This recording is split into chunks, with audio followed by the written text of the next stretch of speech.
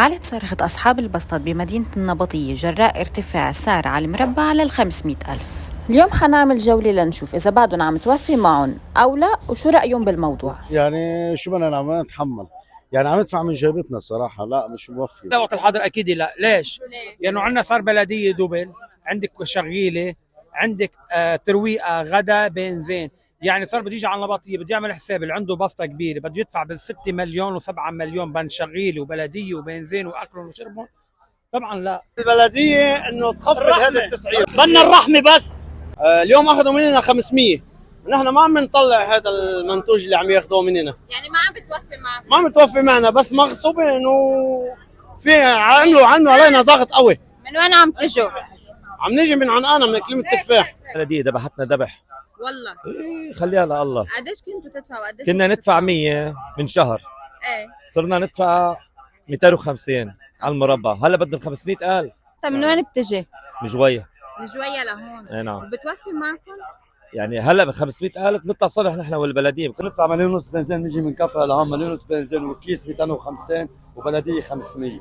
يعني نحن عم نشتغل مش عم يطلعنا شيء بالمرة. الذي دفع بلدية النبطية إلى زيادة قيمة الإيجار على البسطات في السوق التجاري.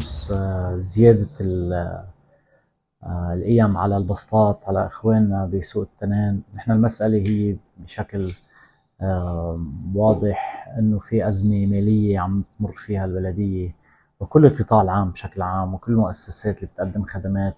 نكون حد هذا السوق ومع السوق، ولا مرة كنا عم نحاول نقوم إلا بكل الأمور الإيجابية اللي بتعزز حضورهم وثباتهم داخل سوق النبطية. ولكن اليوم بعد هذه الظروف القاسية اللي عم نقطع فيها جميعا، وبعد القوانين اللي صدرت برفع القيم التأجيرية ورفع الضرائب على المواطنين الأعزاء، هذا انعكس على المؤسسات التجارية بالمدينة ومن الطبيعي انسحب على سوق التنين. بنحاول قد ما فينا قدر المستطاع والمتاح انه نوفرهم كل الخدمات اللازمة على صعيد تنظيمهم وترتيبهم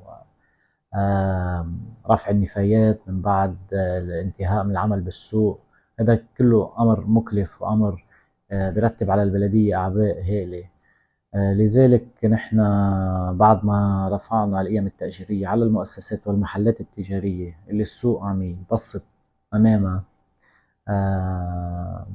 أيضا انسحب هذا الارتفاع على البسطات بشكل أيضا غير متساوي كمان.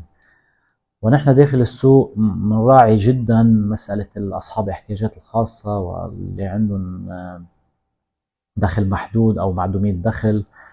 نحن نراعيهم بشكل يعني مستثنين من كثير من الأمور اللي بنكلف فيهم غير. نحن بدنا نتعاون نحن وأصحاب البسطات، بدنا نحاول نتساعد، بدنا نحاول نقطع هالمرحلة مع بعض. إذا رجعت أيام البحبوحة اللي كنا عايشين فيها، حتما نحن حدهم ومعهم وبنعمل أي إجراء ليساعد ويعزز حضورهم وثباتهم داخل السوق.